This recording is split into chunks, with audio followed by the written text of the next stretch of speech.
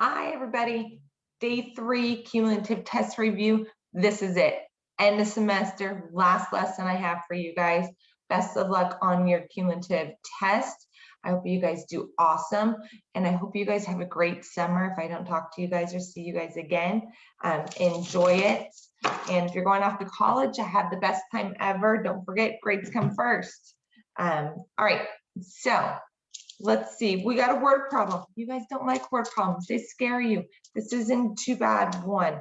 This is going to be what one of our last lessons was about, these inequalities here. So let's go ahead. What does it say? A pair of weak earthquakes is modeled by a system of inequalities. These are the inequalities. We don't even have to write them. It says one earthquake occurred roughly 20 km east and 14 km north of the center in Columbia, North Carolina. The quake could be felt from 25 miles away. That's where this value comes from, that 25 squared. A couple days later, another earthquake occurred 8 miles west and 3 miles north of the center of Columbia and could be felt 14 kilometers away. So that's where this 196 came from, 14 squared, that radius. If Columbia is located at 0, 0 on its coordinate grid, the system inequality represents the scenario. So here's our scenario. It's given to us. Then it says, which location relative to Columbia, so relative to Columbia, is felt both earthquakes? So here's a good way to look at this. So they're in north, east, southwest direction. So east and west is talking about your x-axis. So if you're going east, it's a positive number. If you're going west, it's a negative number. Very similar, if you're going north, it's going to be positive. If you're going south, it's a negative. So if I wanted to write these as a coordinate, the directions as a coordinate, if I go 4 kilometers west, then I'm going -4, and south, I would be going -12. If I go 6 kilometers west, I'd go -6. And if I go 4 kilometers north, it would be up 4. 2 kilometers east would be -2, +10 is north. And, east, switch directions here. This is going to be +2, east is going to be positive. 6 kilometers is going to be in the east direction is positive, and north is going to be positive. So you're looking at these points. Here's what I would do for these ones. I would plug them into Desmos.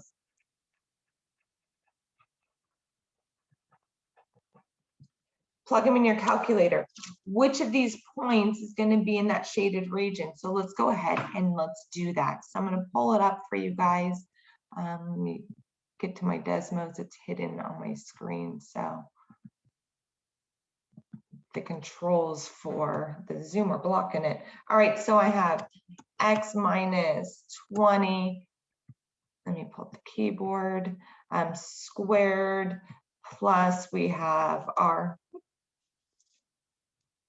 y minus 14 squared is going to be less than or equal to my 625. That's my first equation. My second equation, good thing I copied it. My second equation is going to be a +8, -3, and this is going to be 196. All right. So I'm going to zoom out a little bit just so we can kind of see a little bit more here. Actually, I'll go like this. That would be better. So I'm going to do a split screen for you guys so you can see, well, what are we looking for and what do we have?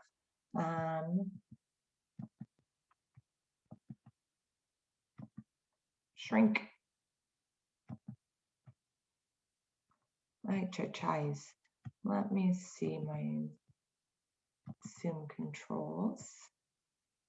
And I'm on that.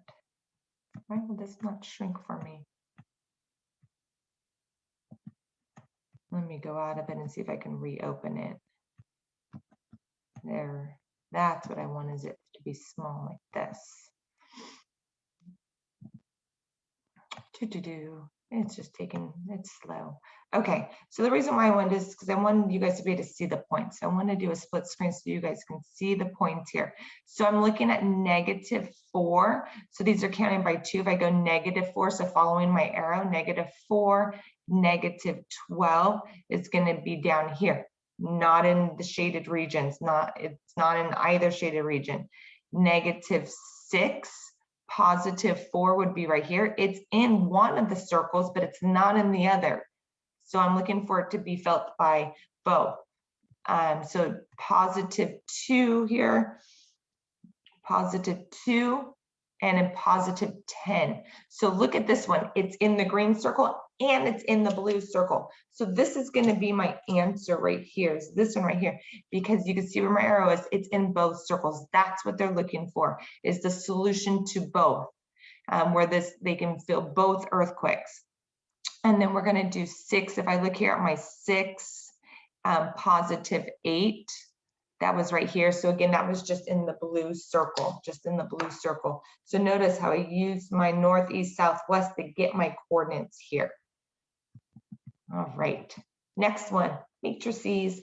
We saw something similar to this in one of the other reviews. So I'm going to label this as my matrix A, sum X is equal to sum matrix B. Remember, if I want to solve for A, then I have to take the inverse of A to get rid of it. So the inverse of A, what I do to one side though, I have to do to the other, so that I end up with X is equal to A inverse times B. So that's the equation I'm going to use to solve for. It says, what is the value of the element in row 1, column 1 of matrix X? So we need to solve for that matrix X. That's why I'm solving for it. There's another variable there. That's okay. That's just part of my solution. So let's look at what we have.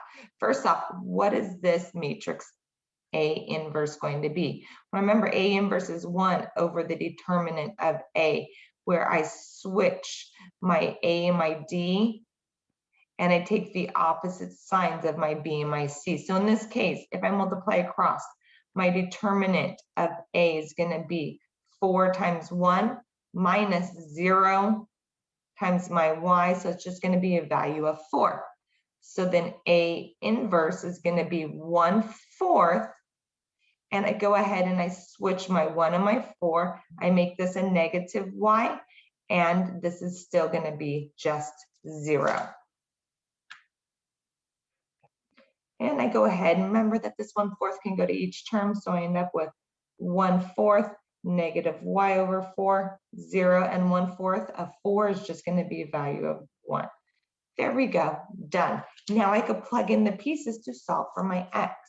So X is equal to my A inverse, which was my 1/4, my negative Y over 4, my 0, and my 1. And I'm going to multiply to my matrix B, which is just going to be Y over 4. I'm solving for row 1, column 1. So I need to go ahead and I need to evaluate that. So X is equal to, remember, when I want to solve for my row 1, I multiply row 1 by column 1. And it's going to be 1/4 of my Y, 1/4 times Y, plus it's going to be negative Y over 4 times 4. Now I can also multiply this one as well, which would be my 0Y plus 1 times 4. But remember, I'm looking for column 1, row 1, which is this top one. So it's really the only one I need to evaluate. You can do both if you want. So when I look here, though, this is going to be Y over 4. This is going to be, my 4's cancel out, so minus Y. So if I look here, then this is just going to be, if I have Y over 4 minus Y, I need a common denominator. So I could write this as 4 over 4 Y. So again, that's going to be 4Y over 4 and my Y over 4. So Y minus 4Y is going to give me a negative 3Y all over 4. And this is my answer. So again, I could do this. This is going to be my row 2. This is my row 2, this is my row 1, this is column 1. So again, I only needed this top piece, but if I wanted to, I could solve for that row 2 one. It just wasn't part of the question. So I didn't spend the time doing that. My next one, formula sheet. This is going to be a sum. I'm looking for my formula sheet right now. So let's see here. Look at our formulas. I want to match it up. It's a cosine, cosine plus a sine, sine. So I'm looking for something that looks like that, where it's a cosine, cosine, and a sine, sine. Where are my formulas at? I'm looking for cosine. Oh, there we go. So I'm looking cosine, cosine plus sine, sine. Oh, sorry, you guys can't see it. It's right here. So we're looking at this equation right here.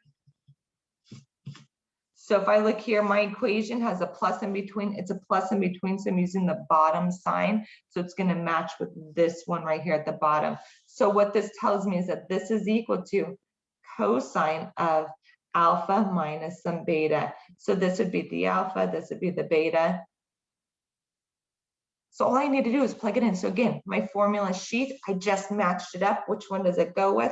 So I plug in the value. So this is going to equal then, if I plug in my alpha, my beta, it's going to be pi over 12 minus 5 pi over 12. And that's going to give me, they even had a common denominator already. That's even better. So I'm going to have cosine of negative 4 pi over 12, which can simplify to cosine of negative pi all over 3. And that matches.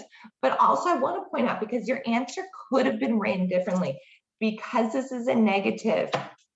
And we also had our properties, our even odd properties, that said if this is a negative and it's cosine, it's equal to the positive of it as well, that it's equal to the positive. But if I had sine of negative pi over 3, the negative would come out in front and it would be negative sine of pi over 3. So remember your properties. So could have been for cosine, they could have written it in this format because these are equivalent. Or if it was sine, remember that negative could be pulled out in front. Same thing for tangent. If I had tangent of negative pi over 3, it's equal to negative tangent of pi over 3. So those are even odd identities. So again, so if I had a negative cosine, it turns to a positive. If I have a negative sine or a negative tangent, the negative comes out in front. So they could have written it either way. This is just a little bit of a be careful, because that does exist. A little bit of a reminder there. Next one. I'm going to go ahead and flip.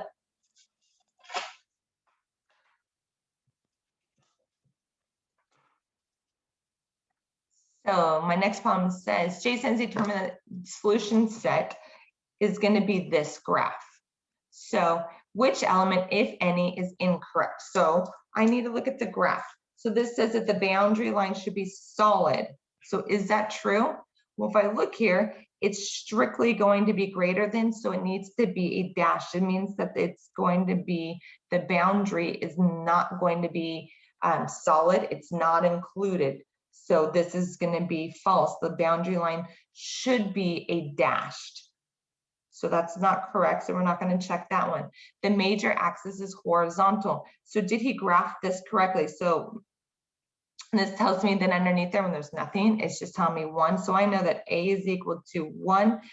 Or in this case, they do it as B. Your bigger one is going to be your A. And here, my A would be 7. And if I look, this is my vertex. I go up 7, down 7. That's under the Y value. I go over 1 to the left and 1 to the right. So that part is correct. This graph is correct in regards to the direction. And this is going vertically. So this is not true because it's vertical. The shaded region that represents the solution set should be inside. So did he shade this correctly? Did he shade it correctly? So I could pick my point. 0, 0. So where is 0, 0? If I plug it in, is it true or is it not true? So if I plug in 0 squared plus 0 squared over 49, is that greater than 1? So 0, is that greater than 1? That is not true. 0 is not greater than 1. Since it's not true, it's not shaded. Since it's not true, it's not shaded. And look, 0, 0 is not shaded. So this is correct. So this whole graph was graphed correctly. So that's my answer. All of these were not correct. And my very last one, hyperbolas. So I know because the graph's open left and right, I know that my x is going to come first. So I know it's some x minus h squared all over some a squared minus, it's going to be y minus k squared all over some b squared is going to be equal to 1. You don't need to actually write everything up, but I just wanted to kind of review again, because it's an x equals, my x comes first. It's asking you, what is the length of the transverse axis? Transverse axis goes from vertex to vertex. So they want to know this length. Well, from here to here is going to be 9. That's my A value is 9.